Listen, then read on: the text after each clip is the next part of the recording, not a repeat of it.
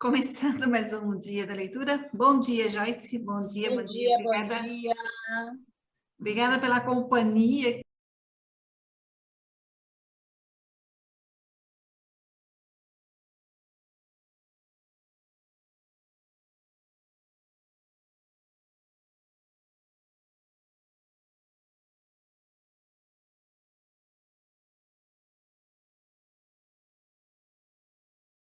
Sumário.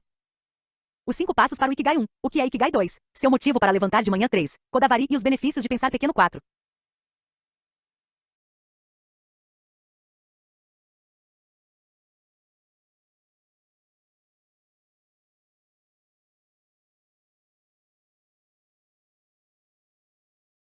Um dos benefícios de ter Ikigai é robustez e resiliência, duas forças que são muito necessárias quando ocorre uma tragédia. Ser resiliente na vida é importante, especialmente considerando como o mundo está ficando cada vez mais imprevisível e até caótico. Em 2012, dei uma palestra na conferência TED em Long Beach, Califórnia. O assunto era a resiliência do povo japonês, um ano depois do grande terremoto do leste do Japão e do tsunami de 2011, que tiraram a vida de mais de 15 mil pessoas. No momento em que o terremoto aconteceu, eu estava em um metrô de Tóquio. O tremor não foi como nada que eu tivesse vivenciado antes, apesar de ser de uma nação frequentemente atingida por terremotos. O trem parou e eu andei até em casa. Pelo smartphone, vi com total descrença o tsunami atacar a área de Toku. Foi uma experiência péssima. Eu entreguei meu coração àquela palestra do TED. Usei imagens das ondas do tsunami atingindo a cidade de Kamaishi balançando uma bandeira que foi emprestada a mim por um pescador da cidade destruída, como símbolo de coragem e esperança. Falei sobre o espírito japonês de resiliência. Dentre os pescadores japoneses há um ditado: debaixo da tábua tem um inferno. Quando a mãe natureza se enfurece, não tem nada que se possa fazer. Apesar dos riscos, um pescador se lança no oceano e faz o melhor possível para ganhar a vida. Era com esse espírito que as pessoas na área atingida pelo terremoto e pelo tsunami estavam se recuperando. O Japão é uma nação com tendência a desastres naturais. Ao longo dos anos, o país foi atingido por uma série de catástrofes. Assim como os pescadores depois do terremoto e do tsunami, o povo do Japão exibiu um grande espírito de resiliência depois de literalmente cada desastre. Erupções vulcânicas são grandes causas de destruição da nação. Em 1792, o Monte Unzen entrou em erupção e um dos domos de lava desabou,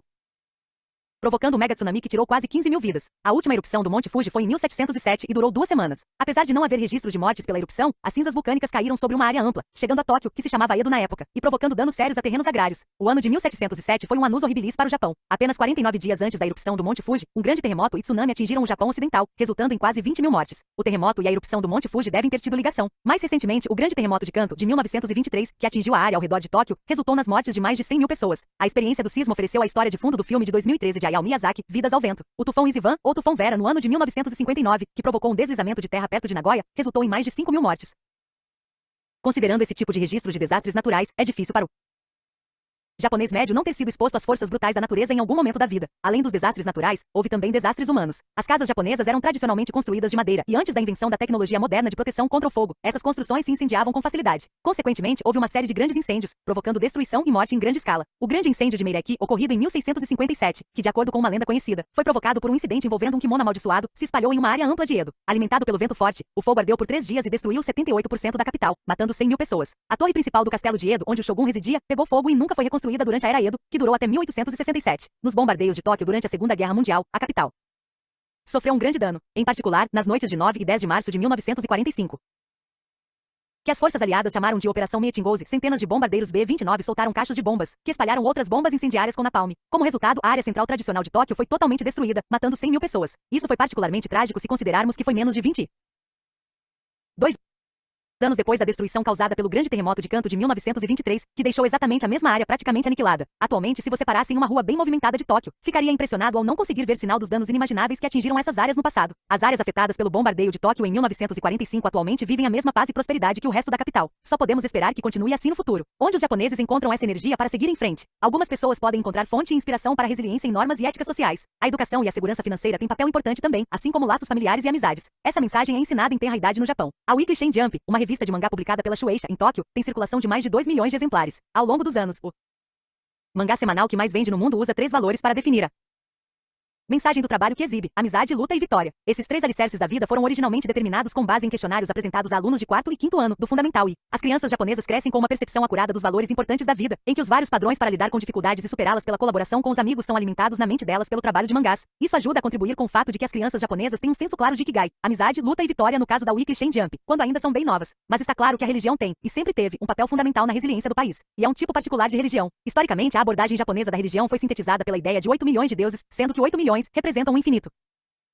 Tradicionalmente, o povo japonês aprecia a ideia de que há infinitamente mais fontes de significado religioso e valores na vida, e não um único valor que representa a vontade de uma deidade. Há mundos de diferença entre um único Deus que diz o que você deve fazer e como deve viver a vida e a concepção japonesa de 8 milhões de deuses. O Deus único diz a você o que é bom e o que é ruim, decide quem vai para o céu e para o inferno. No shintoísmo, em que você acredita em 8 milhões de deuses, o processo de crença é mais democrático. O shintoísmo é construído por meio de pequenos rituais, nos quais a percepção da natureza e do ambiente é expressada. E em vez de se concentrar na pós-vida, que é uma parte importante do cristianismo, a ênfase está mais no aqui e agora, e em como os humanos são parte de uma teia de elementos que torna o mundo o que ele é. Os japoneses acreditam que elementos diversos, livres de restrições de doutrinas religiosas rigorosas, precisam entrar nos aspectos práticos e seculares da vida. E a ideia de 8 milhões de deuses é uma espécie de metáfora para essa filosofia. É importante reconhecer que houve influências externas no caminho. A consciência imbuída na filosofia de vida japonesa foi influenciada pela tradição budista da meditação, promovendo melhorias a longo prazo e bom comportamento. Há também uma ligação surpreendente entre Ikigai e valores descritos em Eclesiástico, um dos 24 livros da Bíblia hebraica, onde a vida é vista como fundamentalmente vã e fútil. Por isso, Eclesiástico recomenda que encontremos prazer nas pequenas recompensas da vida, como algo dado por Deus, que os humanos deveriam receber com apreciação humilde, bem sintonizado com a filosofia do Ikigai. Também houve impacto do confucionismo na cultura japonesa, principalmente em relação a como se deve comportar no sentido secular, o relacionamento entre o mestre e o discípulo e o respeito que devemos demonstrar pelos mais velhos. O conceito de mudar o mundo exterior mudando a si mesmo, um ponto enfatizado na tradição japonesa do Zen, é resultado dessa variedade de influências. No mundo tudo está conectado e ninguém é uma ilha. Os japoneses consideram natural que todas as coisas religiosas sejam colocadas no contexto secular, diariamente. Apesar de a maioria dos japoneses não estar ciente do passado histórico por trás dessa abordagem aparentemente frívola da religião, a ideia de 8 milhões de deuses, pela qual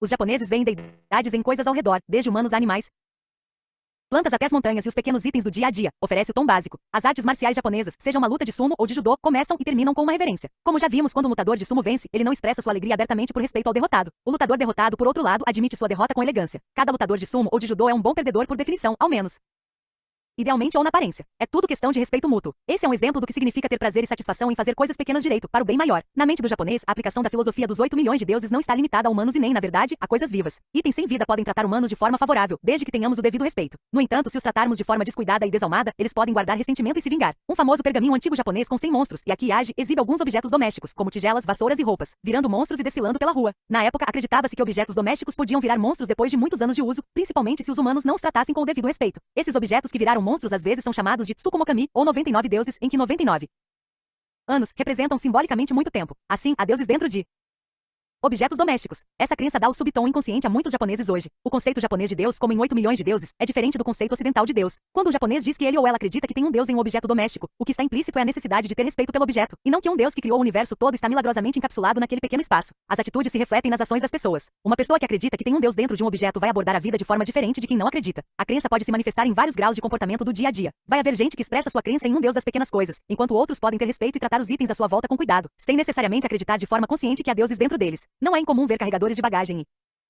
funcionários de aeroporto se curvarem e darem adeus a aviões decolando. Uma cena comum para muitos japoneses, mas fonte de inspiração e surpresa para muitas pessoas do exterior. Na visão de um japonês típico, a vida é um equilíbrio de muitas coisas pequenas, e não uma coisa a ser ditada por uma doutrina unificadora. Apesar de uma atitude superficial em relação à religião poder gerar sobrancelhas erguidas em algumas sociedades, para um japonês é natural ter um portfólio de temas religiosos. Do ponto de vista japonês, os temas religiosos são bem-vindos desde que contribuam para a variedade de uma base secular para a vida. A importância de valores seculares em oposição a um sistema rigoroso de valores religiosos é um aspecto importante do modo de vida japonês, que tem muito a ver com uma construção robusta do Ikigai. Os japoneses, mesmo quando expressam lealdade a alguma organização religiosa, raramente fazem isso com rigidez, ao ponto de excluir outras religiões. Não é incomum um japonês visitar o templo shintoísta no dia de Ano Novo, comemorar o Natal com uma pessoa amada, se casar no estilo cristão e ir a um funeral budista. Não há uma percepção de inconsistência. Nos anos recentes, para muitos japoneses, o Natal, o Halloween e a Páscoa são vistos como festividades em que se pode ir às ruas, fazer compras e se divertir. Em outras palavras, os japoneses assimilam essas tradições religiosas do exterior dentro do contexto de 8 milhões de deuses.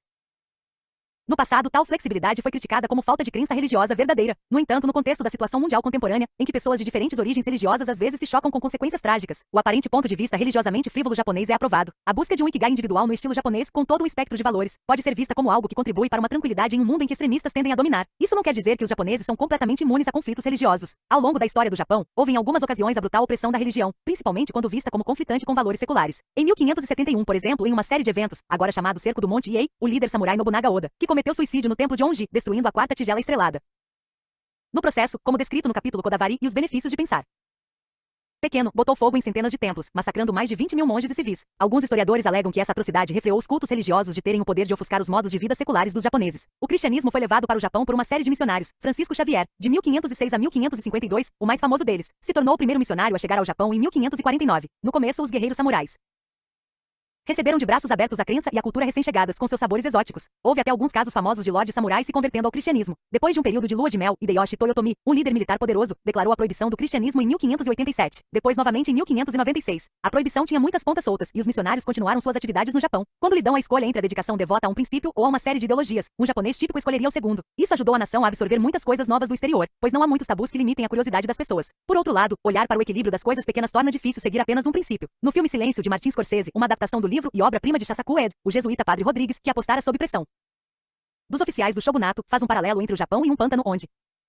nada consegue firmar raiz. O padre diz que mesmo que o cristianismo pareça ser seguido é diferente do original, modificado e digerido do jeito japonês. Em uma terra de 8 milhões de deuses, o conceito cristão de Deus pode ser difícil de ser aceito. Pântano pode parecer depreciativo, mas na verdade não é necessariamente assim. A depreciação está no preconceito do observador, não na natureza do pântano em si. Um pântano é um sistema ecológico rico onde muitos micro-organismos se desenvolvem. A vida na Terra provavelmente se originou de um ambiente similar a um pântano. No nosso intestino, que em anos recentes mostrou ter um papel importante no nosso sistema imunológico. Há um ecossistema rico de micro-organismos indispensáveis para a manutenção da nossa saúde. O ikigai de uma pessoa é como um pântano se há diversidade e profundeza suficiente nele. Em resumo, a glória no pântano. Pode até haver 8 milhões de deuses. Pergunte-se o seguinte: quais são as pequenas coisas no pântano da sua mente que o farão seguir em frente em um momento difícil? Talvez esses sejam os elementos em que você queira se concentrar e manter presentes na sua vida. 9. Ikigai e felicidade. Há um conceito popular, justificado até certo ponto, de que o trabalhador japonês é um modelo de dedicação e autonegação. A palavra karoshi, que literalmente significa morte por excesso de trabalho, já entrou no léxico internacional. No entanto, a velha ética da dedicação sem questionamento a uma empresa está se tornando inaceitável, mesmo em um país como o Japão. Intuitivamente, nós todos sabemos que a adesão incondicional à ética de trabalho exigida por uma organização necessariamente não leva à felicidade. Para ter um senso robusto de ikigai, é preciso manter o equilíbrio entre o trabalho e a vida pessoal. Novas ondas de formas alternativas de ikigai, por exemplo, trabalhadores assalariados largando as empresas e dando início a um estilo próprio de vida, ou maridos que fazem as tarefas domésticas e as esposas que trabalham fora, já chegaram ao Japão. Elas refletem a tendência global do trabalho autônomo. Ao mesmo tempo, há algumas viradas unicamente japonesas a essas tendências que estão em crescimento. Por exemplo, Datsuzara é um fenômeno no qual um assalariado, normalmente um empregado que atua em uma função administrativa, decide abandonar a vida segura e nada animadora de funcionário de empresa para ir atrás de suas verdadeiras paixões. Etimologicamente, Datsu quer dizer sair, enquanto Sara é uma abreviação para a palavra assalariado. Às vezes, dependendo da situação econômica, uma pessoa pode ser forçada ao Datsuzara depois de ser demitida. No entanto, isso é relativamente raro no Japão, onde, ao ser contratada, uma pessoa tende a ter um emprego garantido até a aposentadoria. As formas que Datsuzara podem assumir são bem numerosas: abrir um bar ou um restaurante, tornar-se fazendeiro ou até mesmo um artista. Uma característica comum é que essas ocupações são, em geral, exemplos de ikigai ampliado, o antigo funcionário querendo ganhar a vida enquanto faz algo que ama, uma coisa que acha interessante e realizadora. O ethos de que você pode ter ikigai fora do contexto do seu emprego ressoa bem com o de Datsuzara. Até os lutadores de sumo, que precisam dedicar a vida ao exaustivo treinamento do esporte, são conhecidos por terem vários hobbies, que os ajudam em qualquer carreira pós-sumo, como cantar em karaokê ou pescar. Claro que a atividade extracurricular como fonte de alegrias na vida não é um fenômeno limitado ao Japão. Na lendária série de comédia britânica Father Ted, cada um dos personagens principais tem seu motivo para viver, além de cumprir as respectivas descrições de trabalho. A comédia, agora clássica, apresenta a vida de 3 padres católicos e a empregada deles, que moram juntos em uma casa paroquiana na fictícia Crazy Island. O padre Ted Creeley gosta muito de ganhar dinheiro, de conquistar reconhecimento social, e está sempre de olho no sexo oposto. Enquanto isso, o padre Dougal M. Seguiri tenta levar a vida numa boa. Já o padre Jack Hackett só sai atrás de bebida. A senhora Dolly gosta muito de fazer chá tanto que fica acordada a noite inteira na sala, só para o caso de alguém querer uma bela xícara de chá no meio da madrugada. O roteiro, escrito por Graham Linehan e Arthur Mateus, retrata as aventuras casuais provocadas pelas idiosincrasias desses personagens principais. Apesar de não expressarem em tantas palavras as atividades favoritas dos personagens principais de Father Ted, contribuem para o senso de ikigai deles. Em um episódio, o padre Ted está viciado em cigarro, Dougal em patinação e Jack em bebida. Eles têm dificuldade em largar esses hábitos, mas ao mesmo tempo nunca pensam em deixar de ser padres, o que não interfere na busca de seus passatempos favoritos. Apesar de ser trabalho de ficção, a organização de Father Ted é instrutiva ao demonstrar alguns aspectos que o ikigai envolve. Primeiro, o ikigai não precisa estar diretamente associado à vida profissional de uma pessoa. Para os 3 padres católicos, os motivos para viver não têm nada a ver com suas obrigações como padres, embora seja justo dizer que eles não façam nenhuma coisa de padre mesmo. Segundo, o motivo para viver pode ser uma coisa que parece extenuante e desnecessária do ponto de vista dos outros. Embora fazer chá envolva muito trabalho, a senhora Dolly não consegue suportar a ideia de tirarem a tarefa dela. Em um episódio, quando o padre Ted presentei a senhora Dolly com uma máquina novinha em folha de fazer chá, ela se ressente secretamente e decide destruir a máquina cara quando não tem ninguém por perto, para poder continuar apreciando a infelicidade de fazer chá. Apesar de os personagens de Father Ted serem extraordinários, nós conseguimos nos solidarizar com o ikigai pessoal deles, mesmo sendo com efeito cômico. Os japoneses, como sempre, têm suas prioridades quando o assunto são os passatempos. Como os funcionários das empresas do Japão moderno não costumam se sentir realizados pelos trabalhos que desempenham, o Japão é um país com pessoas cheias de hobbies, dedicadas a atividades normalmente não relacionadas com seus empregos. Ter hobbies de forma supervalorizada é, de certa maneira, um caso exagerado de alegria nas pequenas coisas. Isso porque as pessoas costumam ter uma sensação de realização ao conseguir executar uma tarefa até o fim. Ao considerar que atividades de ikigai produzem algo de valor, parece que A apreciação desse produto final está na satisfação de ter feito uma coisa, por exemplo, comer os legumes e as verduras plantados em sua própria casa. A satisfação vem de criar uma coisa do começo ao fim, em que as pessoas têm satisfação tanto no processo quanto no resultado que obtêm. Um grande número de pessoas produz ativamente seus próprios mangás e vendem no comic, abreviatura para mercado de quadrinhos, nos fins de semana. Na verdade, a participação em um comic pode ser vista como um belo exemplo de Ikigai. Embora comic como substantivo possa se referir a incontáveis encontros similares dentro, e atualmente também fora, do Japão dedicados à reunião de fãs de quadrinhos. O maior comic, a Comic, acontece 2 vezes por ano, realizada em agosto e dezembro, no Tokyo Big Sight, um complexo de salões de exposição na área de desenvolvimento recente de Tóquio chamada Odaiba. O Tokyo Big Sight tem uma aparência futurística e robótica e como local da Comic, é um destino simbólico de fãs dedicados de quadrinhos, começando no primeiro encontro humilde em 1975, com apenas 600 pessoas presentes. A Comic agora se transformou em um grande evento para fãs e toda a imprensa, com centenas de milhares de participantes todo ano. Até o momento, a Comic é a maior reunião desse tipo realizada no mundo, seguida da San Diego Comic Con International, que atraiu cerca de 16.700 pessoas em 2015. Em comparação, o Comic ocorrida no inverno de 2016 reuniu 550 mil pessoas. Os participantes da Comic vendem doujinshi, que são trabalhos autopublicados de mangá e itens relacionados a esse universo. Os vendedores são chamados de círculos. Em um encontro típico deve haver cerca de 35 mil círculos. Como o espaço é limitado, há uma seleção bastante rigorosa e um processo de loteria para determinar quais círculos têm permissão de participar do evento. Em um encontro típico, a taxa de aceitação é de cerca de 50 a 70%. Um vendedor paga uma taxa de cerca de 10 mil ienes, $100, e recebe um espaço de exposição de 90 centímetros por 45 centímetros. Pode ser uma baia humilde em tamanho, mas para vendedores esperançosos e compradores ávidos, é material dos sonhos. Apesar de não acontecer com frequência, um vendedor da Comic pode chegar ao competitivo mercado profissional. Um trabalho raro e popular de doujinshi pode chegar a 10 ou até 100 vezes o preço original da Comic em sites de leilão, mas a maioria dos círculos fica satisfeita em vender um número modesto de doujinshi para os frequentadores. Alguns dos círculos têm fãs dedicados, com os compradores correndo para os estandes quando os portões se abrem de manhã. A organização da Comic é realizada por voluntários amadores. Em um encontro típico, aproximadamente 3 mil voluntários trabalham em colaboração eficiente. Um documentário da NHK transmitido em 2015 mostrou como os voluntários arrumam a cerca de 6 mil mesas usadas nas baías de vendas em 1 hora, em uma coreografia impressionante. Fora as vendas de doujinshi, uma outra característica que tornou a Comic visível e famosa é a atividade de cosplayers, na qual os participantes usam roupas de personagens famosos de anime ou mangá e posam para sessões espontâneas de fotos. Os cosplayers vão ao Tokyo Big Sight com roupas comuns, afinal, não é possível personagens de Dragon Ball ou Naruto andarem de metrô sem atrair atenção constrangedora, mesmo em Tóquio, e colocam as roupas dos personagens quando estão no seguro e solidário abrigo da Comic. Em um encontro típico, é estimado que haja aproximadamente 27 mil cosplayers, o que compõe cerca de 5% dos frequentadores desses tipos de eventos. Os cosplayers fazem esforços enormes para se transformarem nos personagens de que gostam. Por que eles fariam isso? Uma garota que apareceu no documentário da NHK testemunha que gosta da transformação pela qual passa no processo do cosplay. Assim, uma garota reservada pode se tornar objeto de atenção e admiração de fãs ávidos quando completa a transformação para o personagem de anime da sua escolha. A Comic está se tornando cada vez mais um evento internacional. Em 2015, cerca de 2% dos visitantes eram do exterior. Espera-se que esse número cresça nos próximos anos. Há voluntários que falam vários idiomas no local, ajudando as pessoas de outros países. O site da Comic dá instruções em 4 línguas: japonês, inglês, chinês e coreano. A imprensa internacional, como a CNN e a BBC, já cobriram o evento. O vídeo de time lapse mostrando a calma incrivelmente disciplinada e racional da multidão esperando pacientemente para entrar no salão da Comic provocou sensação internacional. Apesar do interesse global cada vez maior, há muitas características da Comic que permaneceram com natureza basicamente japonesa. Um estudo de valores e padrões comportamentais exibidos por participantes da Comic revela uma variedade interessante de morais e princípios que se refletem na filosofia do Ikigai. Os incentivos dos participantes vêm principalmente da alegria de ser parte da atividade em si, e não de recompensa financeira ou reconhecimento social. É verdade que um cosplayer de sucesso recebe muita atenção durante a Comic, mas isso não se traduz automaticamente em uma carreira ou em ganho financeiro. Um cosplayer, depois de curtir 15 minutos de fama na Comic, não largaria seu emprego. A participação na Comic oferece um senso de Ikigai de uma forma unicamente japonesa. Por exemplo, não há estrelas. Atenção e aplausos são dados a cada participante igualmente, embora naturalmente haja variações nas cifras de vendas e nas bases de fãs. Não há prêmios distribuídos nos encontros e cada vendedor círculo é tratado da mesma maneira humilde, com espaço de promoção de 90 centímetros por 45 centímetros. O jeito como a Comic é organizada sugere como o Ikigai pode ser associado a um sentimento generalizado de felicidade. De fato, o Ikigai está intimamente relacionado com nossa concepção de felicidade. Nós todos queremos ser felizes, e você se sentiria mais feliz se tivesse um pouco de Ikigai. A forma como as pessoas percebem a felicidade é uma pergunta científica interessante, assim como questão de preocupação prática. As pessoas tendem a supor que há condições necessárias para conquistar a felicidade. Na fórmula hipotética da felicidade, é preciso possuir ou ter acesso a vários elementos diferentes, como, por exemplo, educação, emprego, um companheiro e, claro, dinheiro. Na verdade, pesquisas científicas sugerem que há alguns elementos na vida humana que são absolutamente necessários para uma pessoa ficar feliz. Por exemplo, contrariando a crença popular, ter muito dinheiro não leva à felicidade. É preciso ter o suficiente para viver com um certo conforto, mas além disso, o dinheiro não é capaz de comprar a felicidade. Ter filhos não necessariamente leva a mais felicidade. Casamento, status social, sucesso acadêmico. Esses elementos da vida que são muitas vezes vistos como necessários para avançar na felicidade, na verdade, tem pouco a ver com a felicidade em si. Pesquisadores têm investigado um fenômeno chamado ilusão de foco. As pessoas costumam ver certas coisas na vida como necessárias para a felicidade, quando na verdade não são. O termo ilusão de foco vem da ideia que você pode direcionar seu foco para um aspecto particular da vida a ponto de acreditar que toda a sua felicidade dependa dele. Alguns têm a ilusão de foco de, digamos, o casamento como pré-requisito para a felicidade. Nesse caso, a pessoa ficará infeliz enquanto permanecer solteira. Alguns vão reclamar que não conseguem ser felizes porque não têm dinheiro suficiente, enquanto outros vão ficar convencidos de que são infelizes porque não têm um emprego que considerem adequado. Ao ter uma ilusão de foco, você cria seu próprio motivo para se sentir infeliz. Se a infelicidade é um vácuo no qual o elemento requerido está ausente, esse vácuo é criado pela imaginação tendenciosa da pessoa. Não existe uma fórmula absoluta para a felicidade humana, Ricardo. Condição única na vida pode servir como base para a felicidade de sua forma.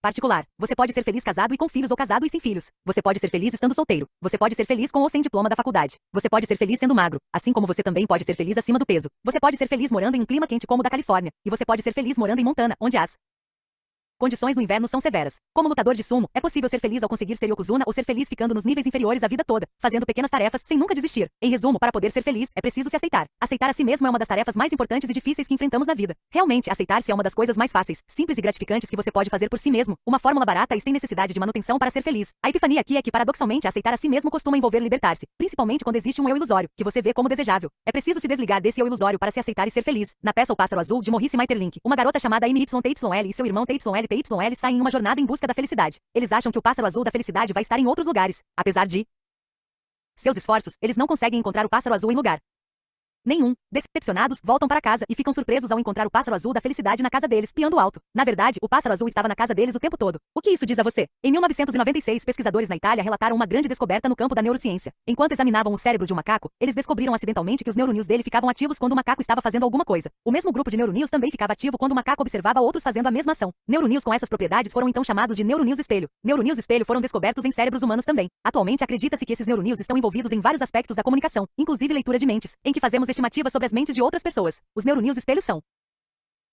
considerados essenciais quando fazemos comparações entre nós mesmos, outras pessoas, um passo considerado necessário para percebermos que tipo de pessoa nós somos. Os espelhos que existem em seu banheiro refletem sua aparência física, mas para apreciar sua própria personalidade, você precisa conhecer as de outras pessoas para se refletir. Só percebendo as similaridades e as diferenças que há entre você e os outros é que você pode ter uma avaliação realista da sua própria personalidade. O mesmo aconteceu com MYTYL e TYL. Só depois de viajar pelo mundo e de comparar outras pessoas com eles mesmos foi que eles puderam perceber a verdadeira natureza deles. Só então eles puderam se aceitar como eram de verdade. A fábula do pássaro azul da felicidade nos diz que podemos encontrar nossa felicidade dentro da condição única de cada um de nós. A grama pode parecer mais verde do outro lado, mas isso é só ilusão. As pessoas que vão a Comic e interagem umas com as outras em pé de igualdade sabem disso. Elas vão a Comic em busca do pássaro azul da felicidade e encontram o que estão procurando e exatamente nelas mesmas. Depois de se divertir fazendo cosplay de um personagem fantástico de anime, elas tiram os trajes alegres e voltam a ser elas mesmas.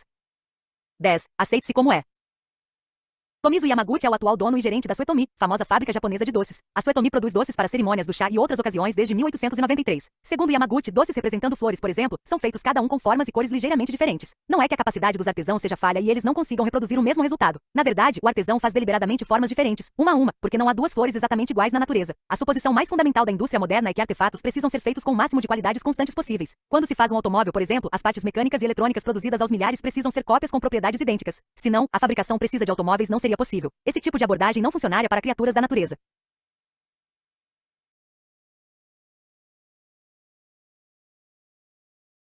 Inclusive humanos. Como sabemos bem quando olhamos ao redor, cada pessoa é diferente. Até gêmeos idênticos desenvolvem personalidades diferentes. As pessoas costumam perceber indivíduos pertencentes a um grupo étnico como sendo de personalidade homogênea. No entanto, se você olhar direito, começa a discernir as diferenças individuais. Como Yamaguchi observou sagazmente, a variação é uma das maiores marcas registradas da natureza. Fazer cada doce um pouco diferente dos outros é, na verdade, muito realista. Por causa dos papéis significativos desempenhados pelas influências e aprendizados culturais, os humanos exibem uma variação ainda maior do que as flores, as folhas e as outras entidades vivas da natureza. Não adianta tentar ser como os outros, mesmo que haja pressão externa. Por isso, temos todos os motivos para relaxar e ser quem somos. O provérbio japonês Junin Toiro, 10 cores diferentes para 10 pessoas diferentes, expressa a visão de que há variações de personalidade, sensibilidade e sistemas de valor entre as pessoas. Ao buscar seu Ikigai, você pode ser você mesmo quanto quiser. É natural que seja você mesmo, porque cada um de nós tem cores ligeiramente diferentes. A apreciação da diversidade parece ir contra a sabedoria convencional de que o Japão é um país mais ou menos homogêneo cultural e etnicamente. O governo aplica restrições notoriamente rigorosas à imigração. A imagem de um assalariado espremido em um trem, com os funcionários da estação tentando empurrar a multidão para dentro dos vagões, parece ser muito distante da ideia de respeito pela individualidade. No Japão, ainda há uma imagem estereotipada de casamento e vida familiar, e o governo japonês está sendo lento para adaptar a legislação para tratar todos os gêneros e minorias sexuais igualmente. É verdade que os japoneses costumam pensar que a nação deles é unificada. Com a globalização, a mentalidade da nação está mudando, mas os japoneses pensam que são um povo homogêneo. Dito isso, há uma profundidade interessante na expressão da individualidade na sociedade japonesa. Os japoneses têm uma série de pequenos truques para manter a individualidade viva enquanto mantêm um relacionamento harmonioso com os outros. Há alguns motivos históricos para isso. Na era Edo, que começou em 1603, antes da modernização do Japão com a restauração Meiji em 1867, o shogunato Tokugawa decretou uma série de ordens executivas para manter a estabilidade na sociedade, da forma como era considerado adequado naquela época. Um dos decretos mais comuns era evitar o luxo. Conforme a economia Edo crescia, alguns mercadores ganhavam muito dinheiro e se tornavam grandes gastadores. Esse tipo de exibição de luxo acumulado era considerado um efeito corrosivo na estabilidade social, causado pela simetria cada vez maior entre classes. Assim, o shogunato decretou uma série de ordens executivas proibindo o gasto excessivo.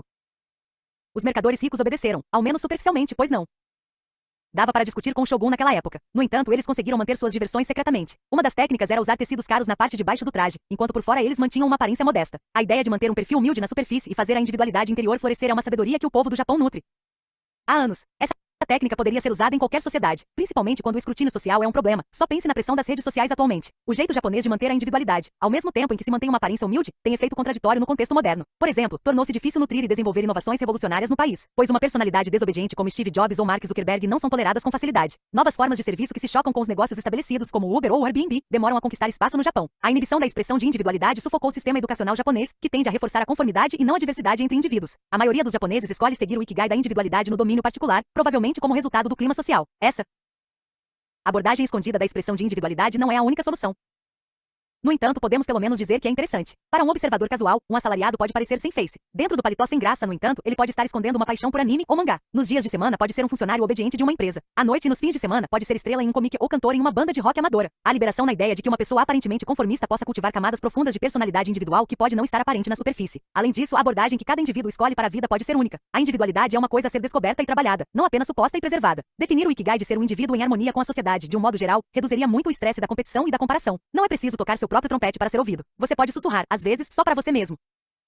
Um famoso fabricante de tofu com base em um subúrbio de Tóquio, Takeru Yamashita, é um filósofo escondido. Ele discute a diversidade dos grãos, que se torna a única fonte importante para o tofu, como se estivesse falando da individualidade da alma humana. É Aristóteles e não Platão, diz Yamashita. Ele também recita um trabalho de Shakespeare para a perplexidade da equipe de câmeras. Aparentemente, uma obra-prima de Shakespeare tem tanto a ver com a arte de fazer tofu quanto a seleção de grãos. O jeito idiosincrático de Yamashita de explicar sua abordagem da fabricação do tofu é algo que se encontra com frequência ao encontrar alguém com a abordagem única do Ikigai, principalmente em um país em que a expressão da individualidade não necessariamente assume formas chamativas. Ikigai e felicidade vêm da aceitação do eu. O reconhecimento de outras pessoas sem dúvida seria um bônus. No entanto, se colocado em um contexto errado, também pode atrapalhar a tão importante aceitação do eu. Como Yamaguchi observa ao se referir à forma como os doces em que outros são feitos, tudo na natureza é diferente. Nós humanos também somos diferentes, cada um de nós. Celebre quem você é. Eu tive o prazer de conversar com os comediantes britânicos Matt Lucas e David Walliams uma vez, quando eles estiveram em Tóquio em uma turnê de promoção da série Little Britain. Durante a nossa conversa, Lucas contou que riam dele na escola, por isso em uma ação de legítima defesa criativa, ele começou a fazer as pessoas rirem antes que rissem dele. Walliams concordou e disse que as gargalhadas podiam ser a melhor forma de defesa. De um ponto de vista cognitivo, a risada é considerada uma ocorrência da metacognição, baseada nas áreas pré-frontais do córtex. Na metacognição, você se olha como se estivesse observando de fora. Ao fazer isso, aceita seus próprios defeitos e falhas e suplementa sua percepção com ideias novas vistas de fora. Você pode ter medo de enfrentar a verdadeira imagem de si mesmo. Nesses casos, uma dose saudável de risadas, apoiadas pela metacognição de si mesmo, ajudaria. Se a metacognição não levar ao divertimento imediatamente, é sempre bom ter uma imagem realista de si mesmo, ainda que não seja favorável.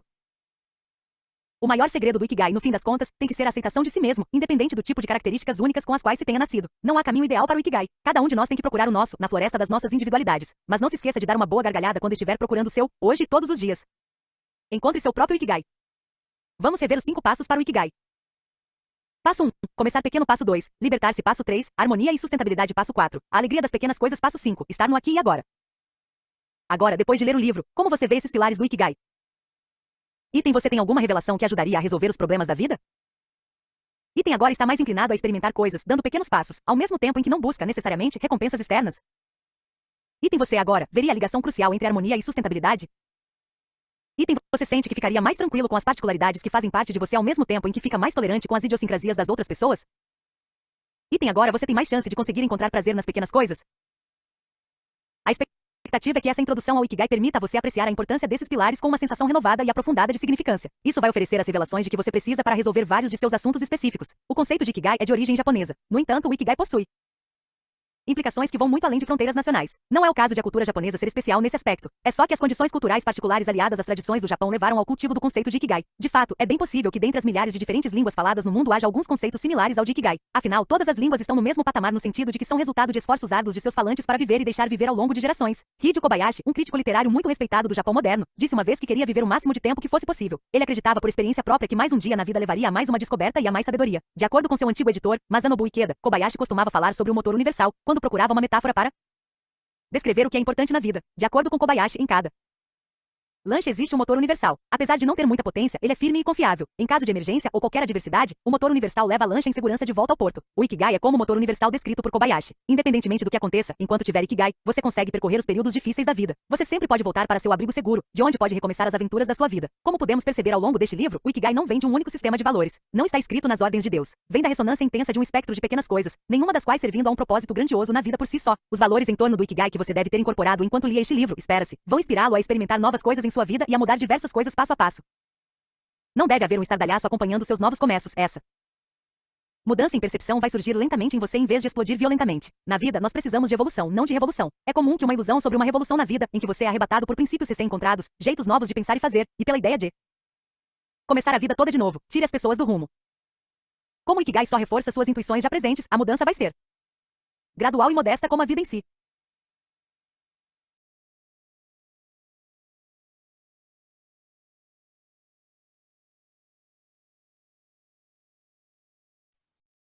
Encerramos aí mais um livro dessa semana, o Ikigai, Filosofia Japonesa de ser feliz. Ah, como ela está sendo bonita, está se arrumando. É isso aí, tem que se valorizar e ser feliz, se aceitar. E estamos aí, né? Todas nós mudando essa semana, todos nós mudando os nossos momentos. Tem alguma coisa a comentar sobre o livro, Busca da Felicidade e Aceitação? Vou comentar a respeito da questão religiosa, que para as pessoas presas em dogmas a respeito e religiões monoteístas presas a dogmas, é muito difícil entender essa questão de um panteão múltiplo da religião, do shintoísmo. Mas se você for ver bem, no fundo, é como se você estivesse vendo as diversas faces do Criador. Eles só não resumem isso, mas eles acreditam, mas o povo japonês acredita no Criador único e em todo um panteão, que nada mais é, se você for prestar bem atenção, por exemplo, como você tem as 72 frequências de Deus, né? São 72 frequências de uma coisa só. E o panteão shintoísta nada mais é do que milhões de olhares diferentes em cima da obra de Deus. E outra coisa que eu queria colocar a respeito do povo japonês é que ele é muito, a resiliência dele vem muito de uma educação rígida. E eles têm essa dicotomia entre o que é sociedade, a questão da rigidez na sociedade, e a questão da individualidade. Né? É você assumir um papel perante a sociedade para construir tudo aquilo, e a sua felicidade está ligada ao que você é. Então, isso não interessa para os outros. Isso interessa para você e é o que te faz feliz. É uma dicotomia da cultura. Acho que é isso. Obrigada, Joyce. Obrigada aí pela contribuição aí desse entendimento do shintoísmo e dessa filosofia oriental, né? Filosofia japonesa. Eu gosto bastante de conhecer um pouco sobre a cultura japonesa.